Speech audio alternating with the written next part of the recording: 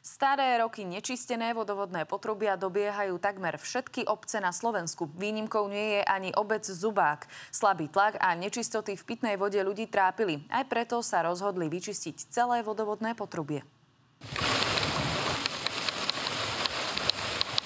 V lete to bol nedostatok pitnej vody a posledné roky aj nečistoty a usadeniny. V prvej etape sme na jar tohto roku namontovali filtráciu, ktorá nám zachytáva tie nánosy. Tento týždeň začali s čistením 7-kilometrového trativodu až od samotného zdroja. Takéto akcie na vodovodných sieťach robíme pomerne bežne, najmä v Nemecku. Čo sa týka Slovenska, tak je to relatívne v plienkach.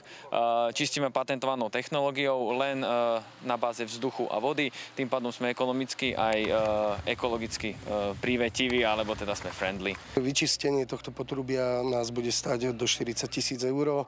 Finančné prostriedky sme použili z prebytku minulého roku. Okrem hlavného vodovodného potrubia dala obec vyčistiť aj všetky prípojky, ktorých je v obci 241. Obyvatelia obce sú cez deň bez vody, púšťajú ju až večer po ukončení prác. Bohužiaľ, ja mám studňu na dvore, ale používam túto. No. Všetka časť, ďakujeme pekne. Ja som spokojný. No tak máme ešte studnú. Čiže používate to? No áno. Po skončení prác budú mať kryštáľovo čistú vodu bez usadenín. Sami sme boli prekvapení tým, čo sme teda v obci videli. Tie nánosy boli extrémne veľké. Keď sa dobre pamätám, boli aj 12-13 cm kusy, ktoré vyletávali z toho potrubia. Nám zabezpečí hygienickú dodávku pitnej vody a predĺžime životnosť celého vodovodu. Čistenie vodovodných rozvodov plánujú ukončiť v sobotu.